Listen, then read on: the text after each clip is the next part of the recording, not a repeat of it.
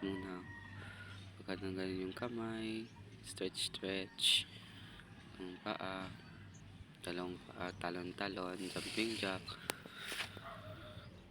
stretch again, at so sa second video, magkuha ako ng walis at magwawalis tayo.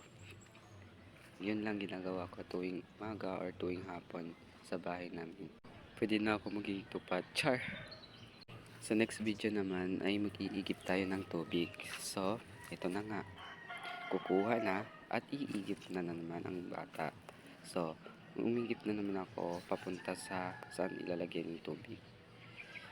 Dito guys, nag-joyride kami tatlo with your at Mayu. Papunta sa bahay ni Mayu. So, dito, makikita nyo naman nasa motor kami. At syempre, dapat safe tayo papunta dyan. Kasi, hindi natin alam baka buwag-buwag ano. Ngayon. So, kasuan. At syempre, ang daming tapo namin. Diyan nagkukwentuhan yung kami tatlo.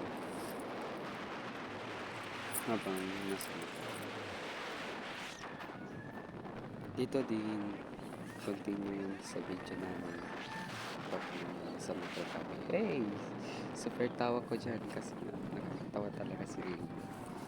So ito naman din yung papunta na, malapit na kami sa bahay na. So dito, sigawan sila si Ray.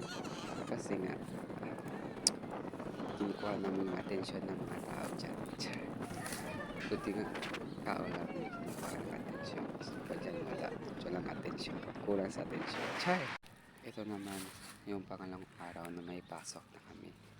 Sobrang tawa namin dyan kasi nga si Sir Kerwin yung teacher namin that time. At in-explain niya yung mga anong gagawin sa culminating namin that time. So, habang nagkakwento si Sir, binibidyo naman sila yung kuha ng video. So, yan, pak. Yan, tak. Posing doon. Posing dito. Beauty doon. Beauty dito. Char! Heart. May pa heart. Target pa. Sabay kwento. Yan. Mga chismosa. Yan. Mga marites sa likod. Tingin kayo dito. Doon. Sabay. Ano pa?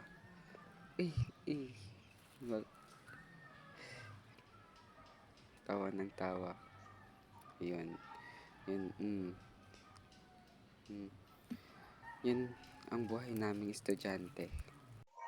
At dito naman, pumunta kami sa SM para maglaro ng basketball. Siyempre, mamasyal muna kami bago kami maglaro dyan. So, kasama ko nga pala din dyan sila Pierre, na yung Hazel at ako. Siyempre, naglalaro kami dyan ng arcade. Siyempre, yung bola namin nila